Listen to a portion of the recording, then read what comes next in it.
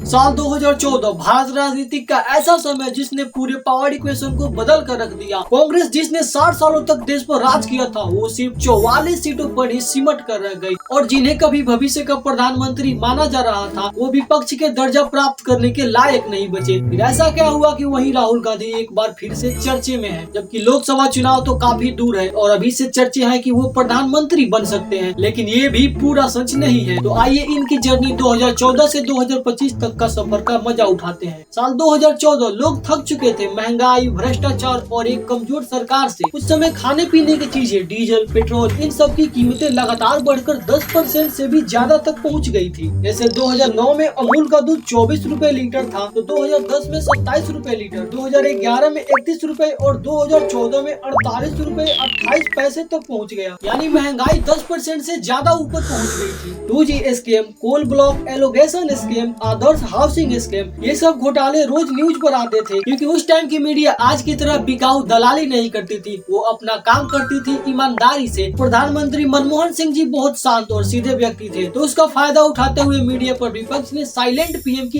Image बना दी कि वो फैसले खुद नहीं लेते, बल्कि सोनिया गांधी और कांग्रेस की हाई कमान के आदेशों पर चलते हैं, जिससे लोगों को लगा कि सरकार ईमानदार नहीं है। और तभी मंच पर एक चाय वाले के नैरेटिव से खुद को पेश करते हैं नरेंद्र मोदी।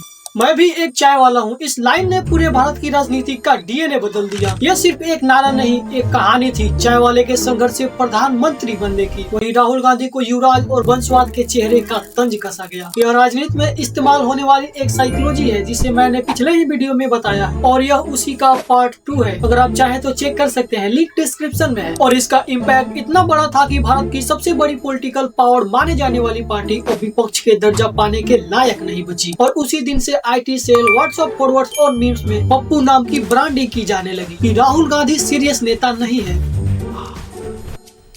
मजा आया, और मैं ये जो मजा है हिंदुस्तान के हर व्यक्ति को देना चाहता हूं। सॉरी 2014 के हार के बाद राहुल गांधी गायब नहीं हुए, बल्कि वो गांव में गए, किसानों से मिले, स्टूडेंट से बातें की। लेकिन नेशनल मीडिया उनकी हर एक गलती अक्वार्ड क्लिप का मीम्स बनाता रहा। वो इन सब से इतने चिड़चिड़े हो गए थे कि उन्होंने खुद एक बार पार्लियामेंट में ये बोल दिया कि आपके लिए मैं पप्पू हूँ, आपके लिए मैं अलग अलग गाली दे सकते हो। 2017 गुजरात चुनाव में एक बार फिर कांग्रेस हारी, लेकिन इस बार राहुल गांधी ने बीजेपी को कड़ी टक्कर दी और उसी साल वो कांग्रेस के प्रेसिडेंट बनते हैं। लोगों को लगा कि अब बदलाव आएगा, लेकिन मोदी नाम का तूफान तो अभी शुरू ही हुआ था, क्योंकि 2019 का चुनाव तो इतिहास में दर्ज होने वाला था। कांग्रेस ने न्याय योजना और यूथ जॉब्स की बात की। बीजेपी के बालाकोट स्ट्राइक, नेशनलिज्म और मैं भी चौकीदार जैसे कैंपेन ने हर चर्चे को डोमिनेट किया। नतीजा, कांग्रेस को सिर्फ 52 सीटें मिली और बीजेपी को 303 सीटों से पूर्ण बहुमत मिला, क्योंकि मोदी नाम का तूफान ही ऐसा था कि लोग उसी के साथ बह गए। और इसी जीत के हौसले ने 2024 के इलेक्शन में 400 पार के नारे लगवाए। और सबसे बड़ा झटका तो तब लगा जब बीजेपी उम्मीदवार स्मृति ईरानी ने अमेठी जैसी सीट पर जीत दर्ज की। अमेठी जिसे बरसों से कांग्रेस का घर माना जाता था, वहीं स्मृति ईरानी ने राहुल गांधी के घर में घुसकर हराया। ये जीत बीजेपी के लिए सिंबॉलिक थी, लेकिन राहुल गांधी के लिए ये हार सिंबॉलिक थी। जबकि पूरे देश के लिए एक संदेश की वंशवाद अब खत्म, लेकिन असली खेल तो अब शुरू हो रहा था। साल 2020 जब पूरी दुनिया कोरोना महामारी से लड़ रहा था, तो राहुल गांधी ने लगातार चेतावनी दी कि चाइना बॉर्डर पर खतरा बढ़ रहा है, सरकार इसके लिए तैयार नहीं है। लेकिन मीम्स ट्रोल में उनको वेकेशन मैन कहा जाने लगा। और जब कोरोना ने इंडिया को अपने चपेट में लिया, तब लोगों को एहसास हुआ कि वेकेशन मैन सही था, क्योंकि परसेप्शन बदलने में लॉजिक नहीं, टाइम लगता है। राहुल गांधी एक बार फिर धीरे धीरे ग्राउंड पर लौट रहे थे। चाहे किसान आंदोलन हो, अग्निवीर या मणिपुर जैसी हिंसा, उनमें एक नई कंसिस्टेंसी दिखने लगी। फिर आया साल 2023, भारत जोड़ो यात्रा। कन्याकुमारी से कश्मीर तक 4000 किलोमीटर की पद यात्रा। राहुल गांधी के साथ सिर्फ कांग्रेस नहीं, बल्कि लाखों लोग चल पड़े। इस यात्रा ने वंशवाद के नैरेटिव को बदल दिया। पप्पू अब पीपल्स लीडर बनता दिख रहा था।